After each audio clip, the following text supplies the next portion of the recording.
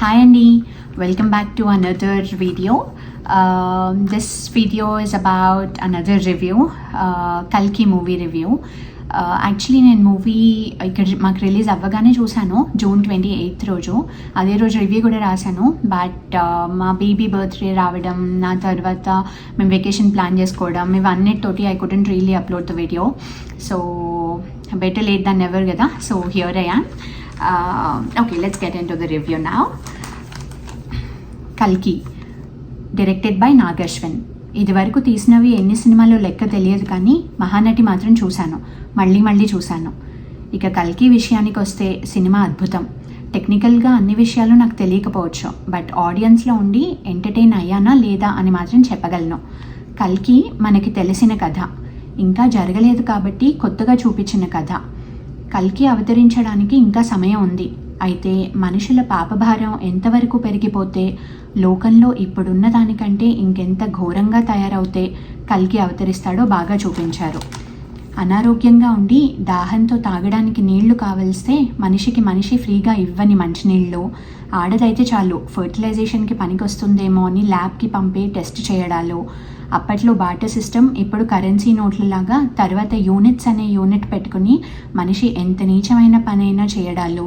ఒక మనిషి ఏ రూల్ అతిక్రమించినా అతనికి ఆర్ ఆమెకి పైరెట్స్కి బౌంటీ పెట్టినట్టు పెట్టి పట్టుకోవడాలు. ల్యాబ్లో జరిగే టెస్ట్లో ఎంతమంది ప్రాణాలు పోయినా లెక్క చేయకపోవడాలు. ఇలాంటి ఎన్నో అరాచకాలున్న ఫ్యూచరిస్టిక్ వరల్డ్ని రియలిస్టిక్గా చూపించడంలో నాగ్ అశ్విన్ అండ్ టీం చాలా ప్రతిభ కనబరిచారు. చాలామంది హాలీవుడ్ డ్యూన్స్, స్టార్ వార్స్ మూవీని చూసి కాపీ చేశాడు అంటున్నారు. ఆ సినిమాలు చూసి మన వాళ్ళు అలాంటి సినిమాలు చేయలేరు అంటారు. తీరా అలాంటి సినిమాలు తీస్తే హాలీవుడ్ కాపీ అంటారు. అసలు ఏం తీస్తే బాగుంటుందో తీసి చూపిస్తే బాగుంటుందేమో. సో గ్రాఫిక్స్ గురించి ఏం చెప్పినా తక్కువే అని అర్థమయ్యే ఉంటుందిగా.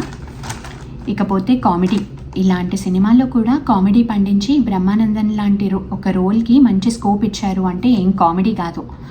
ఆదిత్య 369లో ఫ్యూచర్ వరల్డ్లో ఉన్న బ్రహ్మి మనసులోవన్నీ బయటకు వినిపిస్తూ ఉండి మనల్ని నవ్విస్తే, కల్కిలో ఫ్యూచర్ వరల్డ్లో ఉన్న బ్రహ్మి మనసులో మాట బయటకు చెప్తూ అద్దె కట్టమని అదే పనిగా వేడుకుంటూ కూడా అంతే అందంగా మనల్ని నవ్విస్తాడు.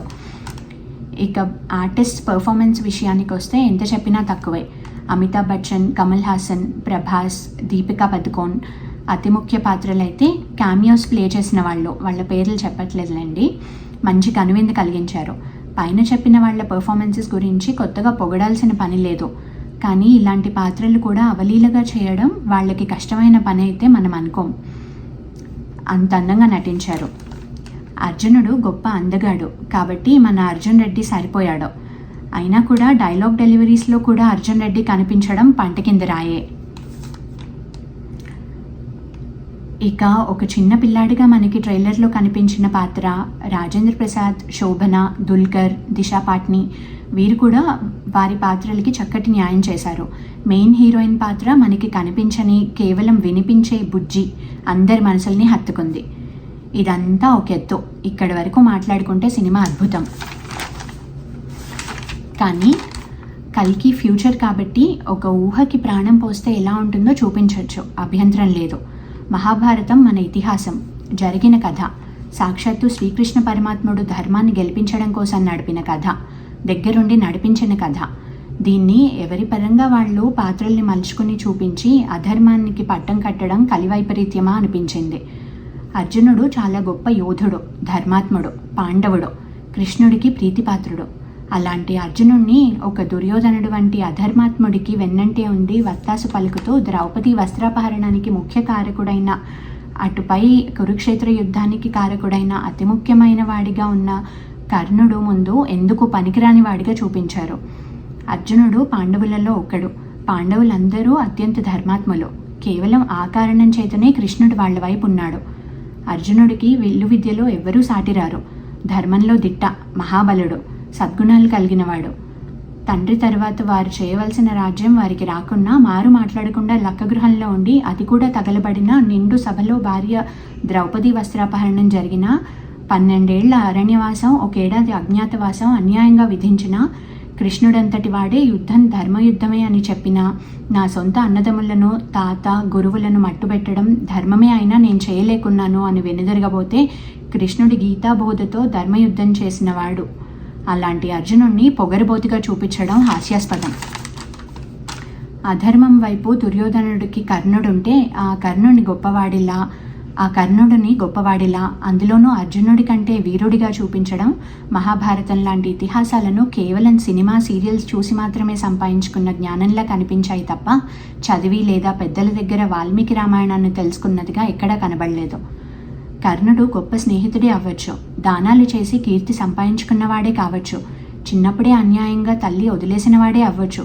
అధర్మం వైపు ఉండి కౌరవుల్ని గెలిపిద్దామనుకోవడం కూడా కౌరవులందరూ చేసిన తప్పుగా భావించి ఒక పాటికి ఊరుకోవచ్చేమో, కానీ నిండు సభలో ద్రౌపది వస్త్రాపహరణం చేసి గేలి చేసి 5 భర్తలున్న వేశ్యగా అంతటి మహాపతివ్రతని తూలనాడి జూదం సరిగ్గా ఆడడం వచ్చిన వాడిని 6వ భర్తగా ఎంచుకోమని చెప్పడం ఒక రాక్షస లక్షణం.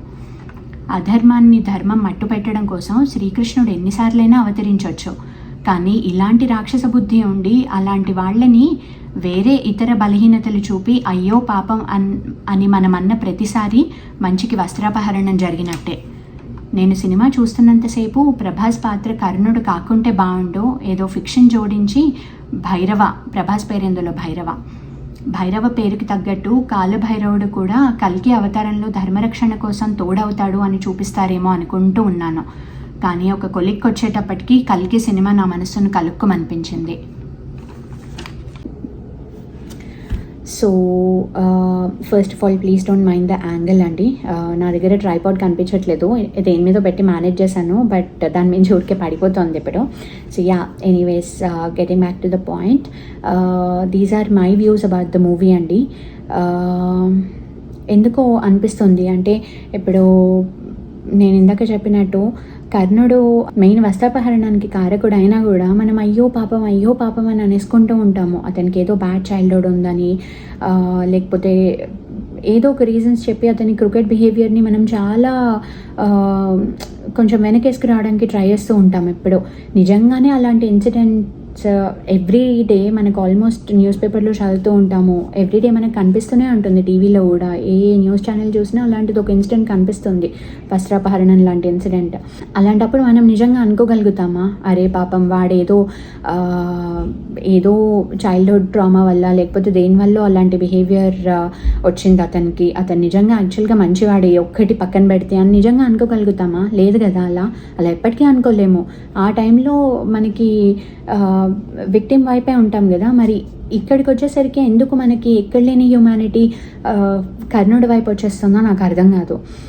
మనం శ్రీకృష్ణుడి గురించి కూడా ఎలా అనేస్తామంటే, వెనకాలే ఉండి ధర్మాన్ని గెలిపించాలి అనే ఉద్దేశంతో ఆయన ఏం చేసినా కూడా మనం స్కూల్లో ఇంటికి వచ్చిన తర్వాత, స్కూల్ అయిపోయాక ఇంటికి వచ్చిన తర్వాత చెప్తాం చూడండి, ఆ టీచర్ చాలా బయాస్డ్గా ఉన్నారమ్మా, అంటే పలానా స్టూడెంట్ వైపే కొంచెం ఎక్కువ పార్షాలిటీ చూపిస్తూ నన్ను కొంచెం తొక్కడానికి ట్రై చేస్తున్నారు అన్నట్టు అట్లా ఏదో చెప్పేస్తూ ఉంటాం కదా మనం కంప్లైంట్ చేసేటప్పుడు. అలాంటి ఒక ఫీలింగ్లో ఉంటాము. కృష్ణుడు ఏదో చాలా బయాస్డ్గా ఉండి కావాలని కర్ణుడిని కార్నర్ చేశారు, ఎలా అన్న అర్జునుడిని గెలిపించాలి అనే ఉద్దేశంతో. అక్కడ అర్జునుడా కర్ణుడా ఇదంతా పాయింట్ కాదు. కృష్ణుడికి ధర్మమా అధర్మమా అదొక్కటే కదా ఆయన కన్సిడర్ చేసేది. మనం ఇలాంటి విషయాలకు వచ్చేసరికి అసలు దేవుణ్ణి కూడా ఇష్టం వచ్చినట్టు అనేయడానికి రెడీ అయిపోతాము. సో ఈవెన్ రావణాసురుడి గురించి కూడా రామాయణం విషయం తీసుకుంటే, సీతాదేవిని అసలు ముట్టుకోకుండా అపహరించాడు, లేకపోతే అసలు కొంచెం కూడా ఫోర్స్ చేయలేదు, బలవంతం చేయలేదు, ఆవిడ ఒప్పుకునేదాకా వెయిట్ చేశాడు. అందులో ఏం గొప్పతనం ఉంది? చాలామంది ఇలాంటి పాయింట్స్ చెప్పి కూడా రావణాసురుడు అయ్యో పాపం మంచివాడే అని అంటూ ఉంటారు.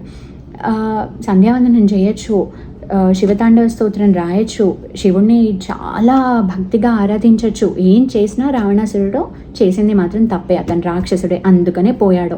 ఇలాంటి పాయింట్స్ మనము అయ్యో పాపం కొన్ని ఇలా మంచిగా చేశాడు కదా అని ఇంత దూరం నుంచి కూడా ఇన్ని ఇయర్స్ అయినా కూడా అది జరిగి మనం స్టాక్హోమ్ సిండ్రోమ్లో ఉన్నాము అంటే మనం ఎంత వీక్ అని మనం అనుకోవాలి. అసలు ధర్మం కోసం ఎన్ని అవతారాలు ఎత్తినా కూడా మనం రాముడిని క్వశ్చన్ చేస్తాము, సీతాదేవిని అడవుల్లో వదిలేశాడు అని, కృష్ణుడిని క్వశ్చన్ చేస్తాము, బయాస్డ్గా ఉన్నాడు అని. దేవుళ్ళని కూడా మనం క్వశ్చన్ చేయడానికి రెడీగా ఉంటాము, కానీ ఇలాంటి వాళ్ళని మాత్రం చాలా వెనకేసుకొచ్చేస్తూ ఉంటాము. ఇలాంటి రాక్షస బుద్ధి ఉన్న వాళ్ళని మాత్రం చాలా వెనకేసుకొచ్చేస్తూ ఉంటాము. అంతెందుకు, ద్రౌపదీదేవి వస్త్రాపహరణం గురించి చాలా కామెడీ సీన్స్ ఉన్నాయి మన తెలుగు మూవీస్లో అయితే. ఏదో మూవీస్లోనే ఒక స్కిట్ ప్లే చేస్తూ ఉంటారు. చీర లాగేస్తూ ఉన్నప్పుడు కృష్ణుడి పాత్ర చీరని అందిస్తూ హెల్ప్ చేస్తున్నప్పుడు చీర మధ్యలో ఆగిపోతుంది. ఇట్లాంటివన్నీ అసలు ఎంత ఫన్నీగా చూపించేస్తామంటే అది మనకు ఒక పెద్ద కామెడీ అన్నమాట.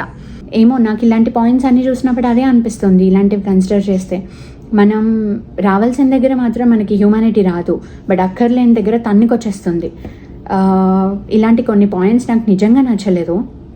సో అదర్వైజ్ ఇది తీసేస్తే మూవీ నిజంగా చాలా బాగుంది, బట్ నాకెందుకో మెయిన్ పాయింట్ ఇది అని అనిపించింది. So yeah, anyways these are my views about the movie. Okay, hope you have a great weekend ahead. Bye bye.